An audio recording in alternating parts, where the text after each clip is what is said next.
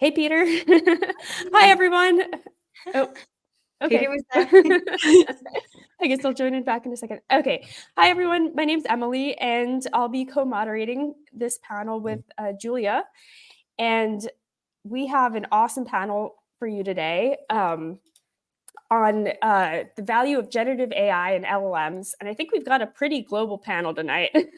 So I think we're all in different countries, and we've got, I think, 4 time zones across the 5 of us. So let's do a round of introductions, and then we'll get right into it. T, do you want to start?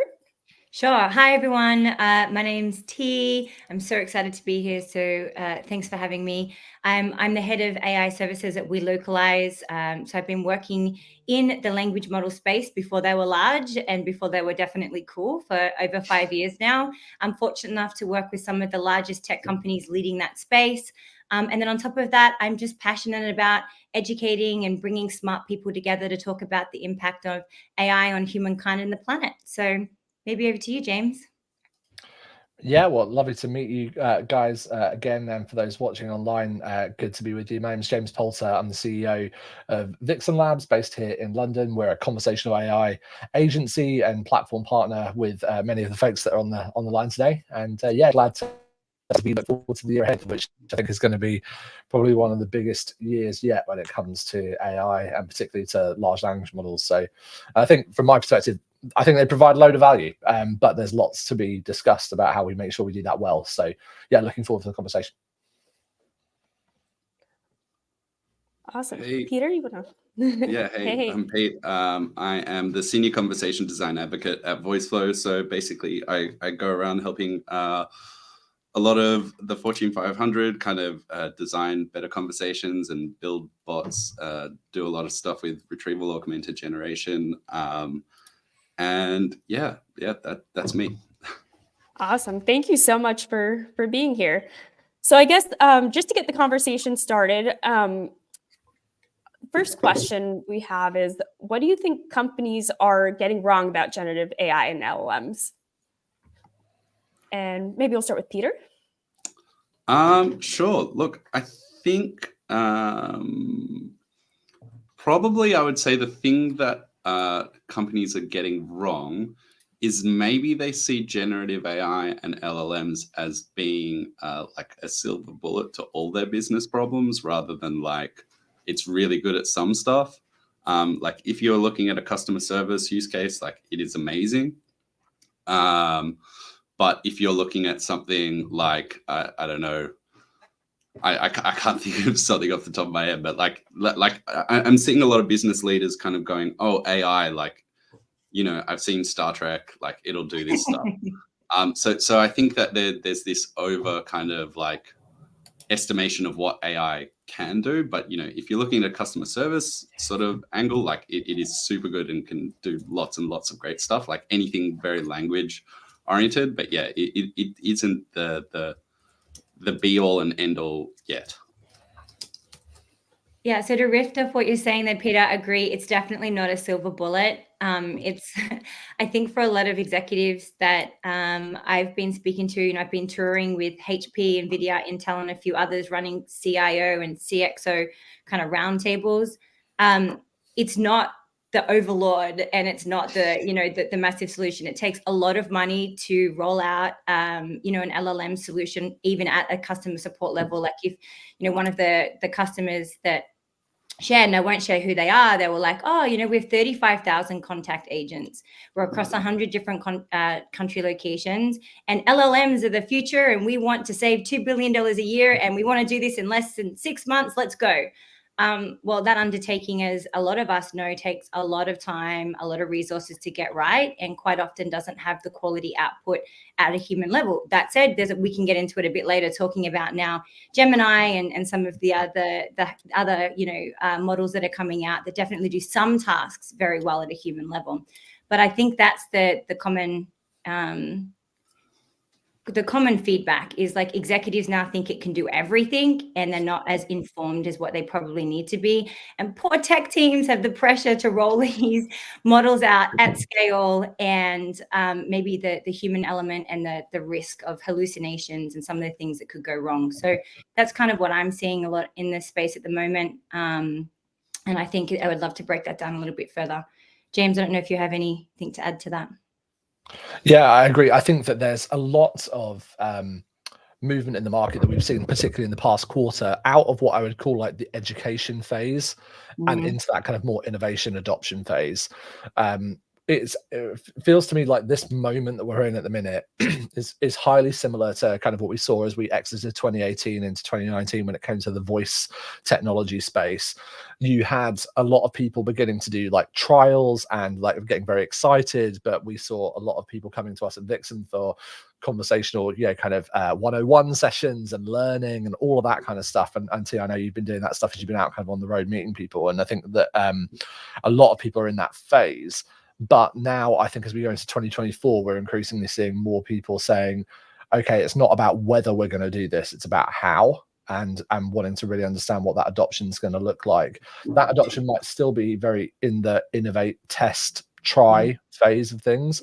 I talk a lot about the moment of like we've got a lot of teams looking for tools, but not a lot of enterprises looking for end-to-end solutions yet. And I think we're heading in that direction, but we're not quite there yet as it currently stands. So as the year ahead comes along, I think we go from that first phase of education into adoption, and then operation is the phase that comes next. But I think we're still probably 12 to 18 months away from seeing it really kind of hit that level yet.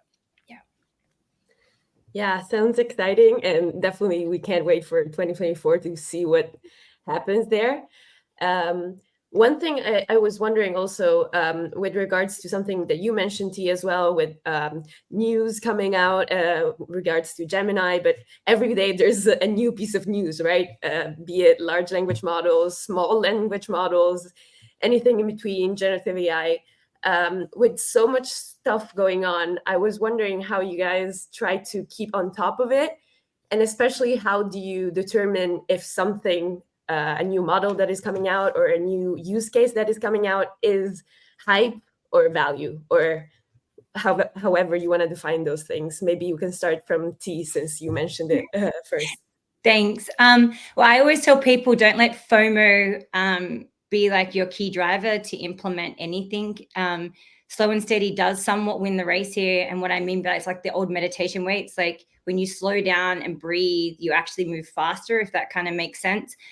Yes, the space is moving very quickly. And if you invested at the start of the year in a big program, you might have found by now that if you had just waited a few months, planned and executed, there could have been a next model that came out that could have potentially maybe helped with a better synthetic data set, or maybe might have had a little bit better accuracy. Or for a lot of them, right now that we're looking at the new Gemini model that's just come out, which is like a massive multi-task language understanding model, what that essentially can do is everything from mathematics to science to all of these different types of tasks now. As opposed to like to bring it back, we as a company are forever just investigating, looking at these models, trying to understand. But at the end of the day, it comes down to understanding what your use case is and what you're trying to solve for. And for some simple things, it could just be, automating a task, right? It's a very simple thing to do. You don't need an LLM to automate some sort of task. But for the more complex type of conversations or natural language understanding type use cases, you might want a better model or a bigger model. And I think what I do is I look at research papers. I mean, in 2017, the first article about pre-trained transformers came out. That was the start of this generative movement, or the LLM movement, so to speak. And so if you're following research papers coupled with, maybe for me, it's looking at what data requests are coming in. Like we've been working on data requests for maths and science for over 12 months now, which generally means that at some point that's going to be fed into a model, right? So they're those like the higher tips, research, and then following people like yourselves, turning up to, any of these live streams, voice.ai. I mean, I love Brett's newsletter. James, I love yours. It's like there's some people that are just at the cutting edge. Medium, I love their articles, and then some stuff in Forbes. But yeah, it really is just about tracking it and reading, and then just taking a breath and then working out what you want to achieve and then what's the best route forward for you. Hope that helps. Yeah, definitely. James, do you want to go next? Yeah, I mean, I think when we at this kind of point in time, in terms of like, how do you kind of tell whether or not people are actually going to really adopt this stuff? Like, there's always that kind of moment, and we've seen it recently in other technology revolutions, haven't we? Like, you know, all the metaverse experts that are, you know, all of a sudden AI experts on LinkedIn. You know, there's a real moment where we're asking ourselves, like, is this vaporware? Is this just like a thing that is, or is this just like a passing moment or a fad, or is it here to stay? And I think that I'm particularly encouraged that as we look back on 2023, the speed in which the market has not just picked this stuff up in the kind of we're building something to play with kind of mode, but actually began to really see people fundamentally build new product and completely transform existing workflows, I think speaks volumes.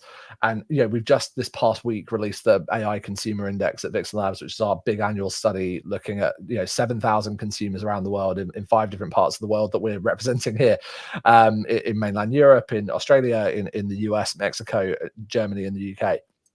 And we see that like we're already at a point where 66% of like US and UK Americans are saying they have used ChatGPT. Like, that is phenomenal growth for something that has been in existence for 12 months. And you might say, well, what does the consumer adoption have to do with enterprises actually doing anything with it? And I think it actually has volumes to speak, because we are all consumers, right? We're all individuals using it, working within businesses. And when this tech comes into our lives and begins to change stuff so quickly in our personal lives, it obviously has an overspill into our expectations of what happens in business. And you only have to look at like the, you know, early 2010s of like the smartphone revolution really kind of kicking in, and everyone having their own iPhone or having their own smart device. And all of a sudden the demand on, you know, enterprises and organizations of like, we have to have an app, we have to be deploying devices, we have you know, bring your own device policies coming into workplaces. Like, that stuff only came about because consumers had adopted this stuff at really wide scale. And then, of course, lay over the top of that every one of us that uses a HubSpot or a Salesforce or a Notion or a Canva or an Adobe or a, you know, the list goes on and on and on, right? Every single one of these things is having some kind of, you know, GPT, you know, plugged into it. That raises the expectation level substantially for every one of us that uses technology to get things done every day. And then it becomes an expectation that when we run into technology that doesn't have that, we're like, hey, what's going on here? Like, where is it? And so we see, I think, from that data that consumer expectation has risen far faster than we were expecting to see. Even we, looking at this data every year, we were slightly taken aback by how quickly that has occurred. And so therefore, I think as we project forward to, you know, 12 months from now, that, you know, the level that people are going to have of expectation that this tech should just be kind of in everything that they use, and that when they run into, you know, I even just this past week, I had a bad customer services experience with a bank here in the UK, one that I have had an old credit card for, I haven't dealt with in ages. I had to go and find the information, and I ran into I won't name the technology platform that was powering it, but like a not live, not real person chat with something that was powering a chatbot. And I was just like, and it couldn't answer any of the questions. And it asked me to rephrase the question 3 times. I was like, guys, like, this is like now already to me feels frustrating. But, you know, 24 months ago, I'd have been like, oh, okay, well, it did a pretty good job up until this point. Like, my expectation levels have just risen substantially for this. So I think as we look ahead, like, this is the big thing that is going to create a burning platform inside of organizations. People are going to be saying, if this is the expectation that a consumer should be able to interact with me in natural language and be understood beyond just the, you know, devising of intents, this, you know, that is what's coming for all technology interactions in the future. And I think that's what we're preparing the way for. And so, G, to your question, I have no idea if I answered your question correctly there, but that's my thoughts on where it's kind of going. And I think we should be expectant to see businesses investing heavily in the year ahead, and kind of, if they don't, at their peril to a certain extent. Yeah, makes sense. I'm curious, Pete, if you had anything to add, since you also work on unpacking things for conversation designers and the like. If you had any tips on how do you know? Yeah, so I mean, in terms of getting information about the industry, I think it's just about, following people like Brett Kinsella, Kane, Sims from VUX World. They're pretty good, reliable information sources. I think it's about staying like plugged into research papers and kind of just reading abstracts and being like, is this thing worthwhile reading or is it not? And I think also just like not falling for too much hype. Like, give a model like use the model before you believe all its hype. I haven't seen a model so far that is better than GPT-4. Maybe Gemini is. I haven't had a chance to. We don't have it in voice flow yet, so I can't say whether it is. But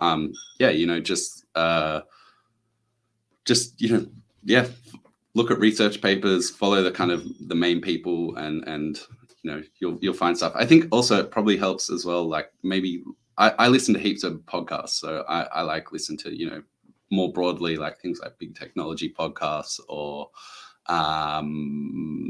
Hard Fork is also pretty good on just a kind of more broad technology sort of stuff. And I think that stuff all kind of links into it. So yeah. Awesome. Yeah. So I'm curious about, since there is so much widespread adoption, and I guess we're not quite on like dependence of it yet in our everyday lives, but do you think there are going to be any long-term societal, economic, and cultural impacts from the widespread adoption of generative AI and LLMs? Yes. Tons. Is the short answer. I mean, the encouragement here is to not let anybody be left behind, right? And there's a huge population that's not even digitized yet and is not online, and therefore we don't have their data, and they're going to be missed out if there's not a active way to collect that data. So real human data pipelines being set up. I mean, there's 7,500 languages in the world.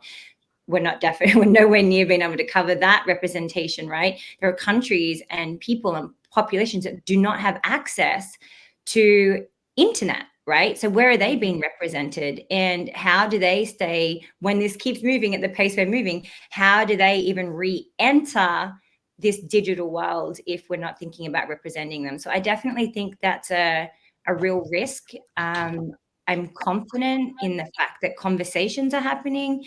Actions, yet to see robust actions in place where we're actually thinking about those long tail languages, the areas that don't have access, the people that are unrepresented.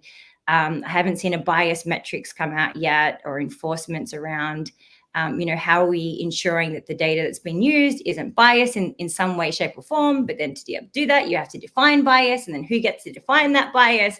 I mean, it's a really, really big topic. I'll let some other people speak, but I do have more points to add to that. So yes, is the short answer.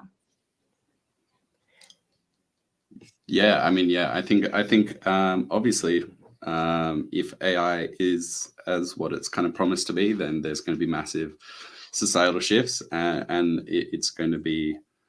I don't think it should be up to necessarily AI companies to determine how much they shift society. I think we, as everyone, probably need to get involved in the conversation about that. I think there will definitely that like I don't see a world where there aren't things like job losses and stuff like that, but I also don't see a world where there isn't job creation and all that sort of stuff. Like I don't know how.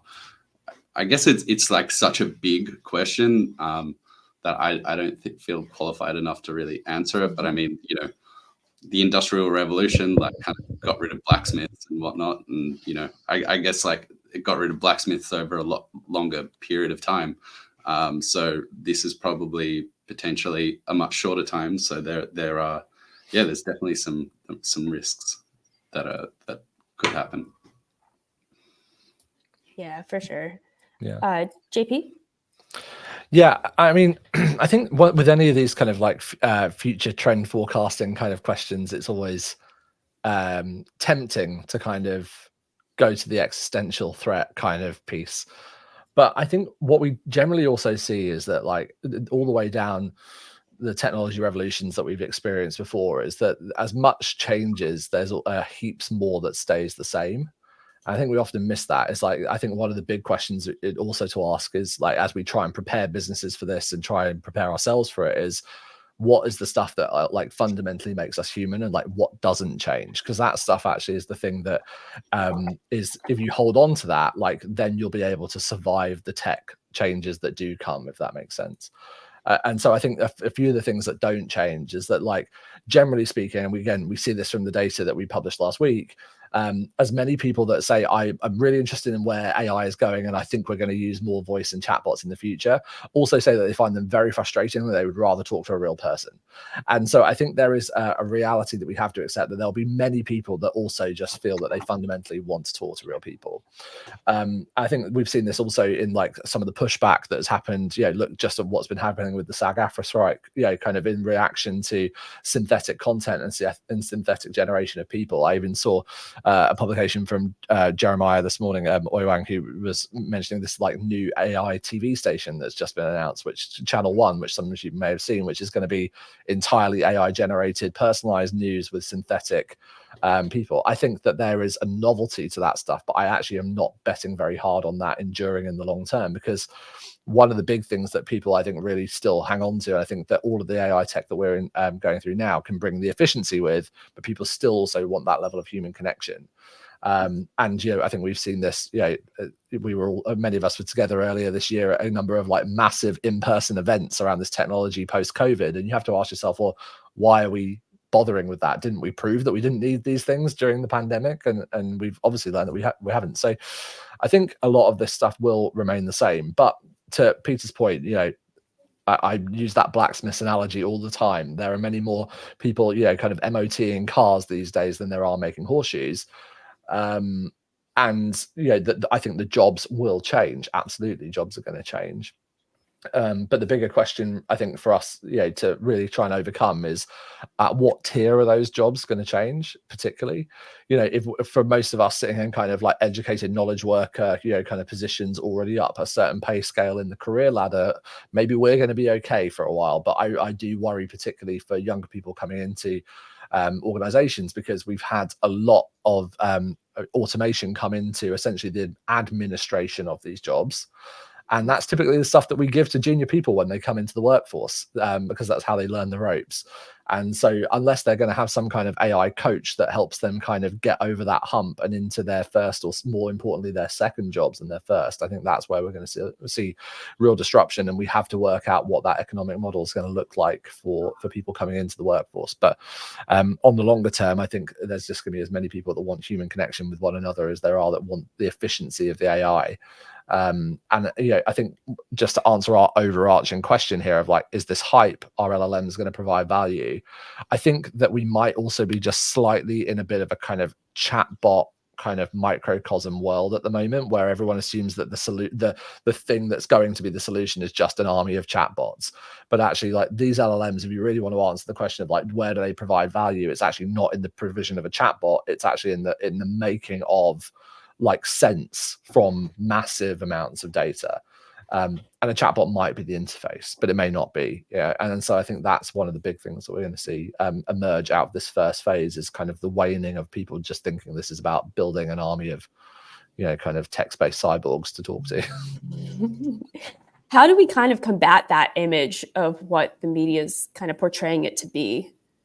Because I feel like people are scared of it, but it's I think we need a better narrative, for sure. I mean, we've been at these events earlier this year, right? And I think a lot of people are at both ends of that spectrum of, like, end of society, or, like, kind of bliss and automation will come. I don't know which end you guys end at, but I'm definitely much more in the middle. I think we need more of the middle reaching the news headlines than either end of that spectrum. Yeah, I think to add to that, like, education, and it's simplifying really complex tools that mostly were only ever spoken about by data scientists and professionals that are in the space for so long, right? Using big terminology, scaring people from even wanting to come to a session to learn. I think that's the shift. I love hearing when one of my friends says, oh, my grandma was using ChatGPT and she sent me a poem, or they, created an image or whatever it may be. And so it's encouraging the behavior of people that aren't in the space to interact with these tools in a safe way and in a forum where they can learn.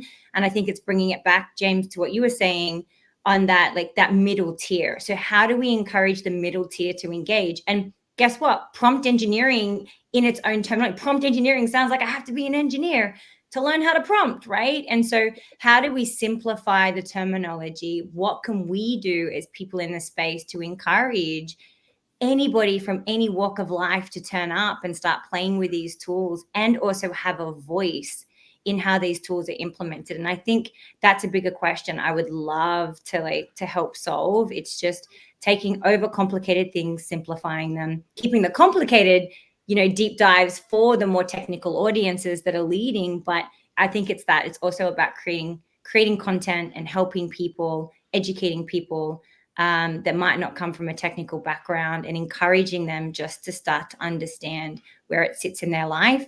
And that might help prevent some of the scare tactics, because for some people, they're hearing Elon Musk speaking out saying it's the end of Earth and end of time, through to what's being portrayed on the news. Yet if they just maybe got a ChatGPT account, I know there's a lot that have got a ChatGPT account, but maybe there's another tool like Adobe Firefly. It's really easy to learn how to create images on Adobe Firefly. It's one of the easiest prompting tools I've used, right? So things like that. And I think that's my encouragement, is just like, we need to get more people in the space, more people using it, and we need to simplify.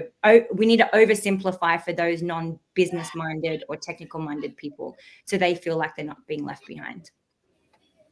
Yeah, absolutely. I feel like that's a big barrier that I've seen, is just like we kind of speak to our own people about what we do, and just like the general public just needs to be brought into the conversation. So, yeah. Yeah, I definitely had my mom once come to me with the newspaper say, oh my God, the godfather of AI is saying that this is awful and it's all going to go bad. And it's the kind of news that stick out. And my mom definitely didn't know who the godfather of AI was, but even just the title is doing a lot for it. I was wondering, Pete, if you had also any advice on how to educate not only like the general public, but also more specifically like clients or other people who are trying to get started doing something, but they don't exactly know what is possible, or if they're dreaming too big, too small. Yeah, How do you I mean, on the general public sort of thing, I guess I'm kind of encouraged. I saw some data recently that said that younger people were had a much more favorable outlook on AI, while they did worry about jobs and stuff like that. They had a much more favorable outlook on it, and I think probably that's in big part because they're using it. Whereas your kind of older generation aren't using it, and they've seen sci-fi and everything, and they're kind of conflating a whole lot of narratives kind of together, which is understandable, because a lot of in the news that at the moment it is very there is a kind of very doomery kind of narrative happening at the moment, and it's probably somewhere in the middle of utopia and doomer kind of in that narrative. In terms of customers, I mean, for me, it's like going, what do you want to do, and then showing them how to do it and doing a demo, and like that's kind of my thing. So really, it's all about like if you can use a tool really well, and you can you are good at converting a business problem into something that is solvable by a chatbot or whatever it is, then build a demo and show someone how to do it, and show how it all connects together, and how this chain of prompts does this thing. And yeah, that's kind of my sort of thing. Like, just get in there and have fun.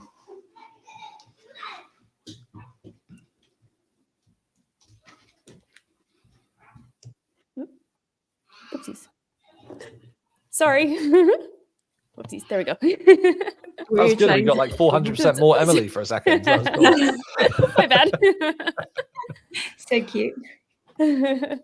So I was curious, outside of work, do you use AI or generative AI to help you in your personal life at all? All the Yeah, all the time. time.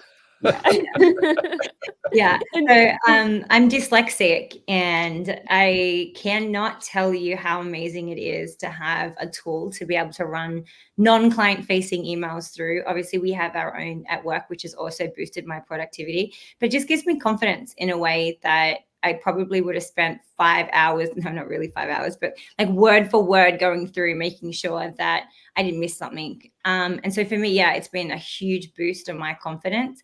That said, like, you want to have a personal touch. So for me, like, sometimes it makes it seem just too robotic, and I don't like that either. And so it's getting that fine line between like an email that sounds like it's written by me because it's my data. Like, I write it, I write it first, I draft it, but it just puts that polish. And so I end up with kind of a hybrid of both. But yeah, it's definitely given me a lot of confidence. And I hear a lot of people with dyslexia have definitely said the same thing. It's definitely helped them feel more confident in their workplace, writing emails and responding to customers or whatever it may be. So yeah. Awesome. Yeah, I mean, for me, like, we are surrounded by, I can zoom out, like, I'm surrounded by like these speakers everywhere. So voice AI is like everywhere in our house. So it definitely kind of like helps kind of keep the household running. But I think like one of the biggest things I've been using like the GPTs for is I've now got like 3 or 4 custom GPTs that basically like do half of my like household admin, which is amazing. So trying to kind of get those things set up to run. I found it particularly like, you know, like many of us, we do a lot of like public speaking stuff and are out there kind of preparing talks and stuff. I've got one GPT that's got a very good understanding of how I speak from lots and lots of transcripts of videos and stuff. And yeah, it's getting pretty good at like writing a virtual JP keynote. I'm not sure it's going to replace me quite yet, but I'm a bit worried it might. So trying to kind of do more of that more often than not. But even like this week, I had to review some like legal documents and fed those in, and I said, like, I'm going to be this party in this legal document. Like, give me some thoughts on which of these clauses I should email my lawyer about and ask them questions. And they were pretty accurate. So now this is not legal advice. Please do not take it, and no financial advice is either given here. But you know, like that same disclaimer also came from ChatGPT. But I think that type of stuff is super useful for us, right? And that's what I mean. We find people are doing this stuff in their personal lives all the time. And particularly when it comes to like buying journeys and like deciding what thing to buy. Like, I was trying to find what TV to buy on Black Friday for my parents. And it's like those types of tasks when you begin to think about like Perplexity and Bing with you know, kind of GPT search within it, those ones that are more tied into like real results. I think so many people in their everyday normal life outside of a business context are turning to those tools more often than not. And like, I had a LinkedIn post earlier this week blow up with people replying saying, yeah, I'm using Perplexity now more than I'm Googling stuff, which I think says an awful lot about how quickly people have switched over to using some of these AI tools. Oh yeah, for sure. Yeah. In my so I use ChatGPT heaps in my outside life. I think yesterday a mechanic just sent me 2 random pictures of my car with no of like random parts of the car, like just photos with no context. And I uploaded them into ChatGPT and said, with no context, what would a mechanic be trying to tell me there? And it gave a pretty good answer. And it was literally, then the mechanic called me and said, this is what we found. And ChatGPT was pretty on point. So that was kind of useful. But I mean, to be honest, like I have a 2-year-old at the moment, so I just don't really have a life outside of work. I'm generally running around chasing after him than getting on technology, unfortunately, or fortunately, depending on how you want to look. I'm surprised he hasn't run in here naked yet. That's generally. But just finally on the personal life thing, one of the things that I'm about to experiment with, but you guys might be interested in, is I just picked up a set of these Meta Ray-Ban smart glasses. which just for demo purposes, I will now take a little video of us doing a video together, which is meta on a whole nother level. So yeah, I'll let you know when those those load up. But these have the Meta assistant in them as well. So like that thing of now walking around and getting audio feedback from an assistant in a kind of open way is like super interesting for me. So I think we're going to see a lot of people as these kind of like conference call people. These are amazing. So just be we're gonna get some little camera photo. There you go. Oh, awesome. So cool. I was playing with them recently in the shop down here. I'm in San Francisco at the moment, normally in New York, and so I was at their headquarters, at Reality Labs headquarters, and they've got a shop downstairs open to the public. So if you're ever there, you can just go and play with them and try them on, and yeah, it was so much fun. So I definitely need to get some. I'm just worried it's going to be a distraction. I'll post some of the photos in the chat below this on LinkedIn so you guys can see. Do. We actually have a question from Austin. So with social media, we determined what was healthy after consequences arose. So how can we make sure to use the large models responsibly and healthily in our everyday lives? It's a huge question, right? I think, I mean, my personal view on it is human feedback is always after the fact, unless there's a really good human feedback loop in training, which a lot of organizations are doing before deploying. But that said, until something does get mass adoption, you won't have those data, like points, right? So unfortunately, it's just about a really quick feedback loop. And I think as long as more executives, more people are talking about the impact, and we're starting to really think about things like job replacement and creation, right? Diversity and inclusion, right? All of those type of things. Is the image that I'm using trade infringement? Like, am I uploading personal data or customer data into a model that's going to go back and feed the master model? Like, am I, at risk of IP? Like things like that. There's been some mistakes early on in the piece that we could all learn from, and I think it's just important we keep resurfacing that, right? Samsung team is a really famous use case of their engineering team on purpose using one of the models, and I'm not going to say which one, and you can read the article if you Google it. But obviously their IP was leaked, right? So that mistake we can all learn from. But there's going to be other mistakes that we are not across yet, because you can't possibly think of absolutely everything that could potentially go wrong at the pace that we're deploying. So I think it's just about that feedback loop, and it's just really important that we're all speaking up when we see these biases or issues. And then just like anything, you should use in moderation. Like, you shouldn't be on Instagram 24/7 instead of at work, or vice versa, right? So I think it's about that balancing act, and that's more of a humanity problem, and I think something that we all need to address, which is that addiction level. Friends of mine that spend 6 hours on Instagram a day, like that's not healthy for anyone, right? And so it's just about that self-monitoring as well. That was like a really wishy-washy answer, but that's my thought. No, that's true. Anyone else have any additional thoughts? For me, I mean, I guess I'm not an AI ethicist or anything like that. So I would hate to kind of. I don't feel like I'm the right person to answer something like that. Ultimately, there are people who are far smarter than I am, who are looking at like all the different problems that could arise from AI, large language models, and AGI. And I guess I just hope that the businesses that are building these models are listening to them. And hopefully, I mean, whether you're pro or anti-regulation, I think there was a lot to learn from social media and everything that didn't happen there. So, I mean, I'm encouraged that governments are looking at legislating whether what they're doing is right or not. I'm not quite sure, but I'm encouraged that it's kind of at least something's happening. So yeah, I guess we'll see. maybe point a couple of people to resources. Emily's going to obviously know that I'm now going to plug a couple of things. One, obviously, being the Open Voice Network's AI ethics project, which Emily has admirably led over the past year or so with many other colleagues. So definitely go look at the Trustmark initiative and check that out. The other thing I'll plug for a friend of mine is this book, which hopefully you can see.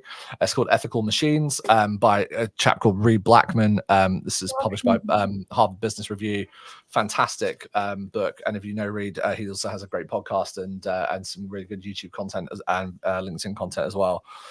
So if you're thinking about like AI ethics, yeah, just super recommend that as a really good starting point to kind of get going. As you can see, my copy is like tabbed up to the hilt. It's been really useful. But I think the AI ethics issue is something that we're contending with every kind of client project we take on, and every partner that I speak to. I wouldn't class myself as an ethicist, but I do go in and talk to a lot of people about this kind of topic. And I think we are in a really interesting phase of, again, this coming out of this kind of education adoption phase, is that it's very difficult for people to lay down what their framework is and what they think should be the way in which they adopt it if they have no real understanding of the capabilities of the technology. So the first thing is getting people's awareness beyond what I would usually call the tabloid level of awareness around AI and its capabilities, getting people to understand the difference between the future threats or potential threats of AGI versus actually what we have today. And that we actually, I think, in the biggest, I suppose, threat to the AI ethics movement actually has been an over-reliance and focus on the AGI threat. And what I mean by that is it's become a real distraction, I think, for most people. We need to get teams and those that are building experiences, whether that's the foundational models, whether that is companies that are adopting them or just individuals, much more focused on the actual usage of the things that we already have in market now. It's like the genie's out of the bottle, it's already there. And so whether that's bias, whether that's transparency, whether that's privacy, whether it's explainability, sustainability, or any of the others that are in the Open Voice Networks Trust and Initiative, any of those topics, actually, they're not future topics. They're like absolutely current core topics the minute that you start putting data in or start pulling data out of any of these tools. And so I think we need people much more focused on the here and now. And I think the only other thing that I'm really advocating for, we've just in the UK formed a organization called the AI Faith and Civil Society Partnership, which is looking at the engagement between, particularly for religious faith groups and civil society groups, kind of how can they advocate for better standards within AI. One of the real focuses is how do we get individual consumers to be much more conscious of their own data? Because I often use the example that at the moment, a lot of the regulation is similar to when we tried to put seatbelts in cars. The way we went about doing that was regulating the manufacturers of cars to make sure they put seatbelts in the cars. But actually what you need is public information campaigns to get people to put the seatbelts on, in the same way that you can regulate for drink driving, but you actually need to stop people drink driving. Like that's really where the problem is. So I think we need consumer understanding to grow much more substantially, and people to take their data and their privacy much more seriously if you actually want to see any change. Because you can regulate the models all you like, but if people continue to use them poorly, then you'll get poor results. So yeah, so I would point people at that and read this book. It's really good. I didn't write it, and I'm not even getting an Amazon affiliate link, so go. And just to back you up on Reed, so Reed was a speaker at one of my roundtables with a bunch of high-level CIOs from banking finance, and he stuck it to them. He is amazing. Yeah, he knows so how he's to lay it definitely down. one of my favorites in the space. Yeah, for sure. On a side note, he's amazing. Also, I'm also not getting a plug. I'm plugging him, but I have no link either. And do you think, question for everyone, just regarding, again, ethics, and since we were talking about social media, I was just thinking, do you think also that chatbots or like LLM, generative AI, and interacting with those kinds of technologies will go into replacing social media, or are the use cases that we're gearing up for much different and more in behind the scenes in the enterprises in different domains? I mean, Mark Zuckerberg seems to think so. Like he wouldn't be going so hard on Llama and having all the AI chatbots that are, celebrity endorsed kind of things if he didn't think so. I mean, ultimately, Facebook, Instagram, WhatsApp, they're all messaging apps, and he's seeing, you know, ChatGPT eating that messaging pie. So yeah, probably if he thinks it's going to happen, well, I assume he thinks it's going to happen. Yeah. Then yeah, like it probably will, and you know, AI interactions will probably become much more ubiquitous. Like you'll probably have, you know, an AI friend or helper or something like that in the future. So yeah. I mean, as I don my Meta smart glasses, I can definitely like. I mean, I joke, but actually, it's like, to Pete's point, like the minute you set these things up, the first thing it says is, do you want to connect it to WhatsApp so that you can send your messages using the glasses? Then it's like, do you want to connect it to Messenger? Do you want to set up the Meta AI assistant? And well, why did they want all of that stuff? Because it's the biggest undocumented set of tokens to power the next generation of large language models available on the internet, because everything else has already been scraped. It's the same reason that, you know, X are founding XAI, why Grok is, you know, what, you know, Elon, I think, will see as being the future of, you know, their execution of that. And in a large part, one of the reasons why Microsoft, I think, probably acquired LinkedIn. Sorry, Emily, to speak of your kind of associated employers, but you know, again, all of these data sets are, you know, huge. I mean, you know, think about the power of the amount of data that is running through Teams right now, what's running through Slack at Salesforce, what's running through obviously Meta powering all of these models. You know, if you want these models to get bigger and smarter, they need more tokens. Data. Yeah, exactly. So you know, the big data engine has finally kind of made sense to people. I've been saying for a long time, we've been collecting big data, and no one knew quite how big or what data they should be collecting, but they were doing it anyway. And now that you can begin to understand what the power of that might look like. So as for whether or not these things are actually going to replace some of the social interactions, I think that is slightly yet to be seen. There is a natural interface, you know, that lends itself well to consuming large amounts of swipeable, scrollable social media content. Which, you know, the one thing that we haven't yet seen is whether or not any of these chat platforms are as addictive as Instagram is. And if it is as addictive as Instagram is, or as any of the other, you know, kind of scrollable platforms of choice, then they may also be as addictive and therefore as dangerous as they are as well. So the jury for me is slightly out on that one. If we begin to start moving social interactions into these platforms, you know, one of the big threats and questions there is the question of virtual agents and virtual friends. You know, if any of you caught, I don't know, Scott Galloway's 2024 predictions forecast that he published yesterday, on what is like a tirade of slides if that man gets through in an hour. Is incredible. But you know, he was speaking very kind of negatively, and maybe rightly so, that, you know, one of the biggest threats to, you know, young men in the next decade is them falling in love with virtual chatbots and, you know, kind of finding virtual girlfriends so that they don't have to become decent members of society. I think there is a real potential threat there. So yeah, some of these social paradigms are not necessarily a healthy replacement for social media. Just because they aren't social media doesn't mean they're better, which I think is a real challenge for us as well, which comes back to the ethics thing. We have to really challenge what we build and whether or not we should build it in the first place. You can call it the Jurassic Park test. You know, just because we can doesn't mean we should. So you know, on that point, do you think people or companies are releasing these models too fast and just like trying to beat each other at the game, or just like getting them out to customers? I think there is a risk of that. I mean, to a certain extent, though, what we're seeing with most of the releases, even arguably with Gemini, and you know, we'll see whether or not the capabilities are as strong as they purport to be. It's just actually the past hour gone into developer preview now inside of Vertex. We'll see, but I think what we're seeing at the moment is a lot of rush for parity rather than a rush for like massive leaps in capability, which I think is understandable.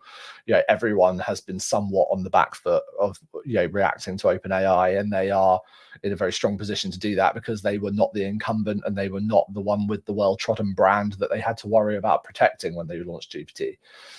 Everyone else has had to do that with far higher levels of scrutiny, and even for them, they are doing this at a very aggressive schedule. You know, the fact that we've seen Gemini at that level of capability released, I think, makes probably a lot of people inside of Google very nervous. to do that. And we've even seen in this past week with Amazon's release of Q, there have been issues. Now that they have much more of a kind of move fast to break things attitude than I think a lot of people kind of let on. But yeah, well, I mean, T, you're better to talk about how that reaction's gone down. You were the one that was at reInvent last week. Yeah, reInvent was amazing. I mean, it was in beta, obviously, for a little bit with customers. So some of the top customers expected what was coming, but it's definitely proven, like, from where AWS was 12 months ago, as some of you would remember, like January this year, what offering did they really have in the generative space to where they are now, what they've released? And the fact that they're going for more of the infrastructure play where you could potentially, or even no code play, right? Infrastructure and no code play, right? Where like somebody can just have a data set and be able to upload that to, you know, the data buckets, and then be able to pull that across, and instantly from an unstructured wise, you're getting output from unstructured data that's giving you insights on your company or product or service or whatever it is you're using it for, right? That's phenomenal. I think it was definitely a mic drop for AWS. And I think it's just the starting point of what they already have in their pipeline. So I'm super excited about it. And I'm trying not to be biased by AWS. I've always been an AWS fan, but to see where they are now and what they're trying to achieve in the next like 12 months is pretty phenomenal. So I think that's a wait to see. But they are empowering more people from the no code perspective to be involved, to build your own models, to actually start thinking about, you know, what does that mean for the HR department? If you're the head of HR, you could potentially build your own kind of internal model, or external if you want to, but you can start to play with these things and get a little bit more hands-on and not have a heavy engineering or ML background. I think it's hilarious. And sorry, just to say this for 2 seconds, data-centric AI, like I have been hitting my head up against the wall for years talking to practitioners about like data-centric AI. And I remember even like 2 years ago, we first started to see conferences pop up around data-centric AI. I mean, they used to just say, build a model and the data will come. And now all of a sudden it's flipped and everyone's talking about data and then kind of the model kind of as a secondary, right? And yeah, like data is the new oil, but it has been that oil for quite some time. And there are companies out there that have been ahead of the curve, collecting not just user data, but customer data, and have the rights and permissions to be able to turn that into some sort of, you know, model down the track. There's some that don't know the type of gold mine they're sitting on. But when we start to think about data supply chain, and one of the biggest things that comes up at the moment, it's kind of under the ethics piece, is do I have permission to use this data to train a model? And I love hearing executives ask that question before moving into sort of saying, let's just train a model and see what happens. Like, let's actually think about our data supply chain. Let's make sure we have the permission to use this data to train a model. And the fact that that's coming up for executives is amazing. So yeah, I think it's going to be a really interesting 2024. And then my last point on that, I know we're nearly at time, is just like, not every large language model is right. There's like domain specific models. And, you know, I read an article, and I'll have to dig it out and leave it in the comments, that just talked about a little language model, little baby model can sometimes be a lot better than a large language model. So yeah, anyway, that's my 2 cents worth on that. Yeah, so I guess since we're almost at time, I guess I'll just ask a final question. Any predictions for 2024 and where this is going to go, and maybe how it's going to affect the conversational AI industry potentially? Hey, Peter, you mentioned about RAG. Are you seeing that be like a 2024 hot topic, or what are you seeing? Microphone. You're muted. Yeah, your mic's muted. Sorry, I had a screaming baby in the background, so I muted. Yeah, look, I would say RAG solutions are becoming super, super important, where we have a fair few big customers using our knowledge base end-to-end in production, everything. We're coming up with like some cool ways to mitigate hallucinations by using like LLMs as like a kind of observer to the conversation, and checking data sources and checking responses before they go out to a customer, and it's working really well. I think I've seen in like just anecdotally in about 100 tests that I've done about maybe 1 or 2 hallucinations that kind of still got through. So, you know, it's reducing it to a fairly massive amount. So I think that will probably start to form the backbone of the Q&A sort of bot. So yeah, that's what I think will happen. But I still think, you know, more deterministic flows and that sort of thing will continue to exist, because, you know, the like to action a refund or to do all those sorts of things, like you need to have like business logic built within that, and generally that needs to be a bit more deterministic. However, you know, you might be able to, you will be able to pair those two things together. So say you're doing a refund and someone asks a question about the kind of information that you have just requested. Say like, you know, in the refund you say, I need my order number. Can you give me your order number? And then the user goes, oh, like, I don't have my order number. Can I just give you my email or something like that? It would be able to look up the RAG solution and then respond to that question and then continue down that path and that sort of thing. So yeah. I think that's kind of the main thing that's happened. And I think that a lot of conversational AI teams will start ditching the kind of traditional way of having, you know, hundreds and hundreds of intents, and it'll start becoming more important on knowledge curation and that sort of stuff, and making sure that your documents are formatted in the correct way and all those sorts of things. So yeah, that's what I reckon will happen next year. Probably not the most exciting thing. Like I don't think there's going to be any killer robots or anything. So. But it's practical. Sounds very exciting. Yeah. Very hypey. It's real. It's actionable, right? It's yeah, tangible. exactly. We can actually start to use as practitioners to see some results. So it's yeah, for sure. I would maybe jump in +1 at everything that Pete said. I think, you know, we're going to see this kind of hybrid model of conversation design be the way forward, whether that's using whether that's the Alexa LLM, whether that's using Gemini, whether that's using GPT-4. All of these things cannot be left entirely up to a language model to be determined, and I think it would be quite dangerous at a production level to try and do so. We're certainly not seeing any of that in terms of the projects we're building at Vixen. In terms of predictions for the year ahead, the UK economy probably remaining stagnant. I think hung parliament probably based upon a May election, and Trump wins in November. And those three things are important because they are all actually still conversational AI trends. Because the reason that all of those things can both be true and not true at the same time is based upon what a language model determines to be the truth. And that is my big trend of the year, I think, ahead. I think one of the big challenges we've got as we kind of look down the barrel of 2024 is that, like, if Trump wins, we're in trouble. If Trump loses, he will claim that he won based on fake news, which was the same reason that he claimed he lost the last time. The last time, I think that was an illegitimate claim. This time it will be a legitimate claim, but it won't necessarily be the same thing as it being the cause of him losing. But there'll be a correlation to the fact that that was going on in the world, that there was fake news, and he won't be wrong about that. And I think that's one of our biggest challenges for the year ahead. So I think there's going to be a big push for standards around you know, kind of factual disclosure when it comes to use of models. We've just seen today that just put in an AI editor. That's a real person who's an editor for AI to look at how they're using AI in an ethical way. I think we're going to see far more ethical AI policies needing to be deployed at large companies.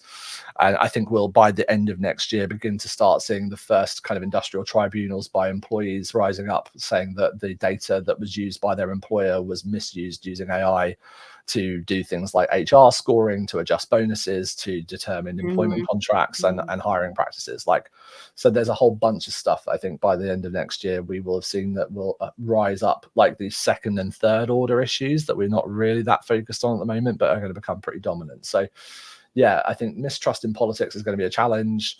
Factual kind of an ethical standards is going to be pretty important. And particularly when it comes to AI adoption into the enterprise, it's going to be just as much about how you manage your people as you manage your customers. So I think that's going to be a huge one. Yeah. Yeah, I know we're at time, but I would second that. I think fake news and understanding that the content you're interacting with, even if something looks to be a generative image of a politician or a person, the brand damage. I mean, I don't know if you remember a while ago, only because you mentioned Trump, and it's not about that, but there was a generative image of Trump being arrested. That had an impact, right? Whether you're for or against him, people still associate him in some way or shape with him getting arrested it's a generative picture. It's not real. But that image is still in somebody's mind. So I think the damage for people, individuals, celebrities, around some of the generative content stuff is yet to be seen. And I hope that we start to come up with verification. There's some famous news stories that have been picked up and then gone viral, and they work out that it's from a generative source, not even real. So I think they're going to be some really big predictions for next year. And I do agree. I come back to the data supply chain. Is the data you're using to build your model ethical? Do you have the right permissions from the right people that you sourced it from? And what could be the impact if not? So, yeah. Awesome. Well, thank you so much, everyone, for being here. It was great to see you. And I'm sure Giulia and I will have some other panel discussions coming up. So stay tuned. Yeah, have a good night, everyone. Thanks for having us, Thank Emily. you. all. Have a good day. Thank you all again. Bye. Bye.